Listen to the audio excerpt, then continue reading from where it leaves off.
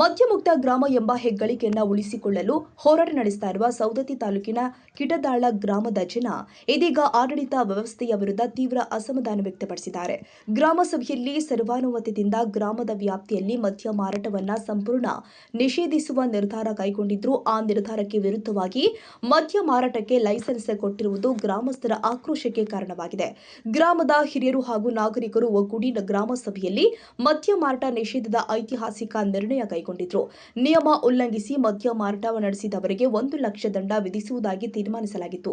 ಆದರೆ ಬೆಳಗಾವಿ ಜಿಲ್ಲಾಧಿಕಾರಿಗಳು royal social club ಅರಟಗಲ್ಗೆ CL4 ಮದ್ಯ ಮಾರಾಟ ಲೈಸೆನ್ಸ್ ಕೊಟ್ಟಿರುವುದರಿಂದ ಗ್ರಾಮಸ್ಥರ ಕನಸಿಗೆ ಧಕ್ಕೆ ಉಂಟಾಗಿದೆ ಅಂತ ಆರೋಪಿಸಲಾಗಿದೆ. ಗ್ರಾಮಸ್ಥರ ಪ್ರಕಾರ ಈ ಲೈಸೆನ್ಸ್ ಕೊಡುವಲ್ಲಿ ರಾಜಕೀಯ ಒತ್ತಡ ಕೆಲಸ ಮಾಡಿದೆ. 1997-98 ರಿಂದ ಗದಗ ಜಿಲ್ಲೆಯಲ್ಲಿ ನೋಂದಾಯಿತರಾಗಿರುವ ರಾಯಲ್ ಸೋಷಿಯಲ್ ಕ್ಲಬ್ 2001 ರಿಂದ CL4 ಲೈಸೆನ್ಸ್ ಹೊಂದಿದ್ರು. ಅದನ್ನ ಕಿಟದಾಳ ಗ್ರಾಮದ ವ್ಯಾಪ್ತಿಯಲ್ಲಿ ಬಳಸಲು ಅವಕಾಶ ಕೊಟ್ಟಿರುವುದು ಹಲವು ಅನುಮಾನಗಳಿಗೆ ಕಾರಣವಾಗಿದೆ. CL4 ಲೈಸೆನ್ಸ್ ಕೇವಲ ಕ್ಲಬ್ ಸದಸ್ಯರ ಬಳಕೆಗೆ ಮಾತ್ರ ಸೀಮಿತವಾಗಿರಬೇಕಾದರೂ ಸಾರ್ವಜನಿಕರಿಗೆ ಮುಕ್ತವಾಗಿ ಮದ್ಯ ಮಾರಾಟ ನಡೀತಾ ಇದೆ ಎಂದು ಗ್ರಾಮಸ್ಥರು ದೂರಿದ್ದಾರೆ.